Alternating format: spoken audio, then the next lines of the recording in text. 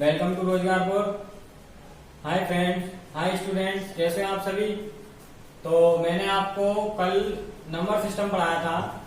क्या पढ़ाया था? नंबर सिस्टम, जिसमें मैंने कुछ मुख्य इंपोर्टेंट टॉपिक्स कराए थे जो आपके हर एग्जाम में पूछे जाते हैं या उससे रिलेटेड आपके क्वेश्चंस आ जाते हैं। जैसे मैंने आपको कराया था फेस वैल्यू।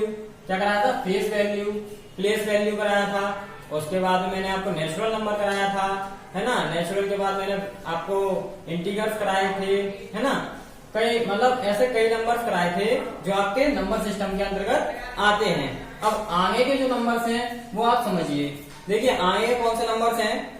आगे आपका नंबर आता है सहअभाज्य संख्या।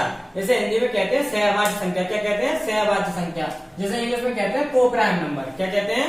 को प्राइम नंबर। ठीक, आगे देखिए इसमें लिखा हुआ है जब दो प्राकृत संख्याओं का मासापा। क्या? जब दो प्राकृत संख्याओं का मासापा एक हो। क्या हो? एक हो तो वे दोनों संख्याएं सहअभाज्य संख्याएं कहलाती है। क्या कहलाती हैं? सहअभाज्य संख्याएं। क्या कहलाती हैं? सहअभाज्य संख्याएं। जैसे एग्जांपल दिया हुआ है, ये देखिए एग्जांपल क्या है, 2,5। क्या है? 2,5। और ये दिया है 3,7 और ये है 4,9। तो देखिए मैंने लिखा हुआ है मासापा। ये वाला टॉपिक आपका बहुत ही ज्यादा इंपोर्टेंट है, लासापा एंड मासापा का। ये आपको मैं आगे की क्लास जैसे ही आपका प्राइम नंबर, ये नंबर सिस्टम फिनिश हो जाएगा उसके बाद में मैं आपको ये वाला टॉपिक भी करा दूंगा। बाकी सारे भी टॉपिक इसके अंतर्गत होंगे। तो इसमें देखिए 2,5 मासापा एक हो। इसका मासापा कैसे एक हो रहा है? देखिए इसमें 2 है, ये 5 है। 2 के टेबल में 2 के ही टेबल में आता है और 5 आपका 5 के ही टेबल में आता है। तो इनका जो मासापा है वो आपका क्या हो जाता है? 1 हो जाता है। क्या हो जाता है? 1 हो जाता है। आगे देखिए, आगे लिखा हुआ है युग्म अभाज्य संख्याएं। कौन सी अभाज्य संख्या है? युग्म अभाज्य संख्याएं। युग्म क्या होता है? युग्म मीन्स दूसरी भाषा में अगर आप कहो तो होता है जोड़ा। क्या होता है? जोड़ा। जैसा आपकी केमिस्ट्री की भाषा में कहा जाता है युग्म क्या कहते हैं? जोड़ा। तो ये लिखा हुआ है ट्विन प्राइम नंबर। क्या लिखा हुआ है? Twin prime number. तो देखिए यदि दो अभाज्य संख्याओं में 2 का अंतर हो तो उन्हें युग्म अभाज्य संख्या कहते हैं। क्या कहते हैं? युग्म अभाज्य संख्या कहते हैं। युग्म मीन्स मैंने कहा जोड़ा, यानी 2। तो 2 के पेयर बनने चाहिए। क्या बनने चाहिए? पेयर। जैसे मान लीजिए ये 3,5 है तो 3,5 के बीच में अंतर कितने का आ रहा है? 2 का। 5 में से 3 गया तो कितना बचा? 2। तो ये अंतर कितने का है? 2 का। इस वजह से ये कौन सा नंबर हो गया? युग्म अभाज्य संख्या हो गई, यानी कि आपका हो गया ट्विन प्राइम नंबर। आगे देखिए ये दिया हुआ है 5,7। क्या दिया हुआ है? 5,7। तो इन दोनों के बीच में अंतर कितने का है? 2 का। यानी मैंने बोला prime, twin number, twin prime number, यानी कि आपका क्या होता है? आपका जोड़ा। तो जोड़ा कितने का होता है? 2 का। तो इसीलिए इनके बीच में कौन सा अंतर आ रहा है? 2 का ही अंतर इन सबके एग्जाम्पलों के बीच में आएगा। जैसे मान लीजिए मैंने अगला एग्जाम्पल लिया, ये जैसे मैंने 13 ले लिया, 13 से 15 ले लिया, तो ये कितना हो गया? 13 और 15। तो इनके बीच में अंतर कितने का हो गया? 2 का। अगर मैंने जैसे देख लिया एग्जाम्पल ले लिया 15 to 17, तो इसमें भी कितने का अंतर हो गया? 2 का। यानी कि जिसमें 2 का अंतर आ जाए वो क्या कहलाते हैं? युग्म अभाज्य संख्या कहलाती है। कौन सी संख्या कहलाती है? युग्म अभाज्य संख्या है। आगे देखिए मैंने लिखा हुआ सम संख्याएं। कौन सी संख्या है? सम संख्याएं। ये बेटा आप लोगों का बहुत ही मुख्य टॉपिक चल रहे हैं। ये वाला जो आपका टॉपिक है सम अभाज्य संख्या, ये हेडिंग आप बचपन से ही पढ़ते आते हैं, छोटी क्लास से ही। मीन्स 3rd, 4th, 5th, मतलब हर क्लास में आपका 8th क्लास तक ये आपकी चलती रहती है। कौन सी संख्या चलती रहती है? Even number. तो ये आपको आनी चाहिए, बट फिर भी मैं इनको और अच्छे से आपको क्लियर करता हूँ। देखिए ये लिखा हुआ है इवन नंबर। तो इवन क्या होता है? वे संख्याएं जो 2 से भाज्य हो सम संख्याएं कहलाती हैं। कौन सी संख्याएं? जो 2 से भाज्य हो, 2 के पहाड़े में आती हो। भाज्य मीन्स भाग लगाना। क्या होता है? भाग लगाना। तो वो हो जाए, वो आपका क्या कहलाती है? वो कहलाती है सम संख्या। कौन संख्या है?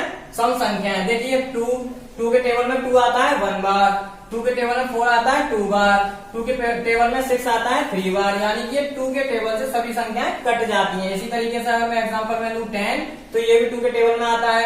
12 ले लूं, ये भी 2 के टेबल में आता है। तो 2 के टेबल से जो भी संख्याएं आपकी कट जाती हैं, या मान लीजिए अंत में 0 या फिर आपकी कोई भी संख्या जो 2 के टेबल में आती है वो आ जाए। जैसे 2 आ जाए, 2 आ जाए, 4 आ जाए, तो वो आपका क्या कहलाती है, वो आपकी कहलाती है इवन नंबर। कौन से नंबर कहलाते हैं, इवन नंबर। क्लियर हो रहा है आपको?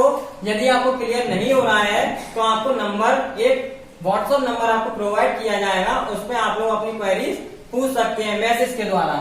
आगे देखिए, मैंने जैसा कि आपको कल भी बताया था ये वाली बात। आगे देखिए विषम संख्याएं, कौन सी संख्याएं हैं, विषम संख्या की लिखो, विषम संख्याएं।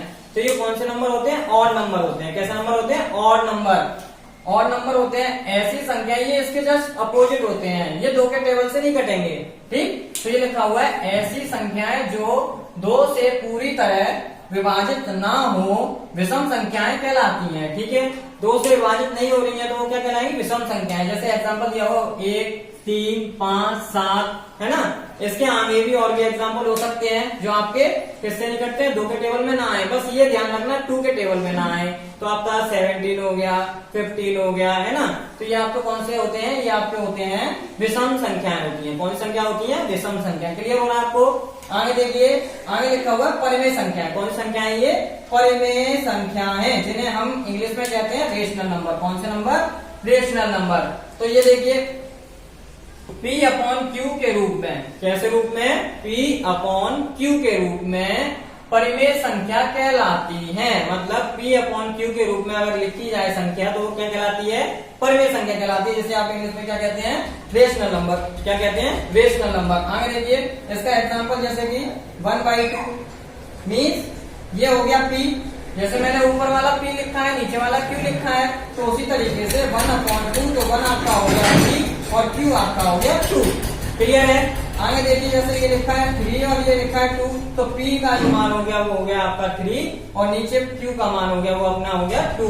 और इसमें एक कंडीशन रहती है, ये आपको ध्यान रखनी है बेटा स्टूडेंट्स, आप सभी को ये बिल्कुल मुख्य रूप से ये वाली बात आपको जरूर याद रखनी है। जो क्या है आपकी, जो Q का मान होगा वो Q is not equal to 0, यानी Q का मान आपका 0 के बराबर नहीं रखा जाएगा कभी भी। अगर Q का मान 0 के बराबर रखते हैं या 0 रखते हैं तो वो क्या हो जाएगी, वो संख्या आपकी परिमेय संख्या नहीं कहलाएगी, यानी आपका रेशनल नंबर नहीं कहलाएगा। अगर आप उसका मान कितना लिखते हैं, 0, बट आपको 0 नहीं लिखना है। क्या है, 0 के अलावा आप कोई भी लिख सकते हैं, 1, 2, 3, 4, 5, कोई भी, अननोन कोई भी। ठीक, आगे देखिए आपका इसमें 2 संख्याएं आती है। पहली आती है धनात्मक परिमेय संख्या और दूसरी आती है ऋणात्मक परिमेय संख्या। धनात्मक परिमेय संख्या देखिए क्या होती है, सभी P अपॉन Q के रूप में धनात्मक होगी। मतलब जो भी संख्या होगी वो धनात्मक, मैंने आपको कल भी बताया था एक टॉपिक, धनात्मक क्या होता है, प्लस का साइन, यानी प्लस की संख्या, यानी जोड़ने की संख्या। तो सभी P अपॉन Q के रूप में धनात्मक होंगी। जैसे मैं एग्जांपल दे दूं, P अपॉन Q के रूप में धनात्मक होंगी तो 1/2, 3/2, 5/2, यानी वो जो संख्या है वो कैसी होगी आपकी, धनात्मक ही होगी। कैसी होगी, धनात्मक होगी। उसके अलावा वो माइनस में, यानी घटाने वाली संख्या नहीं होगी। आगे दी हुई है आपकी ऋणात्मक संख्या, ये इसी के अंतर आते हैं। किसके अंतर्गत आते हैं, परिमेय संख्या के अंतर्गत। तो दूसरी क्या है, ऋणात्मक संख्याएं, ऋणात्मक परिमेय संख्याएं। तो ये क्या होती हैं, सभी P अपॉन Q के ऋणात्मक होंगी, है ना, सभी P अपॉन Q के रूप में ऋणात्मक होंगी। बट किसका साइन होगा, ऋणात्मक का साइन होगा। जैसे एग्जाम्पल मैं दे दूं, एग्जाम्पल देखिए, जैसे मैंने दे दिया माइनस का 1/2, माइनस का 3/2, माइनस का 5/2। तो इस तरीके से माइनस का साइन होगा जिन संख्याओं में, काय का साइन होगा, माइनस का।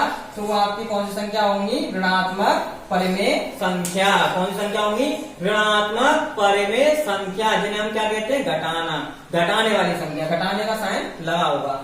आगे देखिए लिखा हुआ अपरिमेय संख्या। कौन सी संख्या, अपरिमेय संख्या।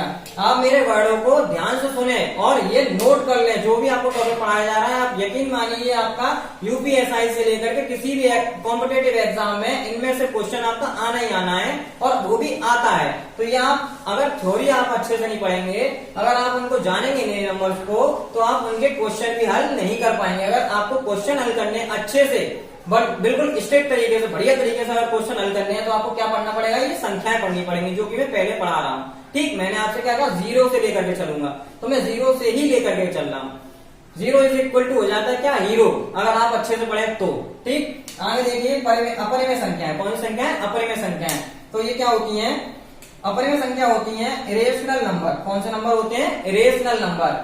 ऐसी संख्याएं जिनको P अपॉन Q के रूप में नहीं लिख सकें, क्या नहीं लिख सकें, तो वो कौन सी संख्या कहलाती है? वो संख्या कहलाती है आपकी अपरिमेय संख्या। कौन सी संख्या? अपरिमेय संख्या। तो देखिए जैसे एग्जांपल में लिखा हुआ है 3.333 एंड आगे तक एंड सो ऑन, मीन्स आपका इसका मतलब क्या है? P अपॉन Q की फॉर्म में नहीं लिख पाएंगे, यानी 1/2 ऊपर लिखा हुआ है, 3/2 लिखा हुआ है, ये नहीं लिख पाएंगे। इसके अलावा जो संख्या लिखेंगे उसका जो डिवाइड अगर हम किसी भी संख्या से करेंगे तो वो आपका डिवाइड चलता ही जाएगा आगे तक, खत्म नहीं होगा और वो आगे फिनिश नहीं होगा। वो ऐसी संख्या आपकी कौन सी कहलाएंगी? अपरिमेय संख्या कहलाएंगी। कौन सी कहलाएंगी? अपरिमेय संख्या।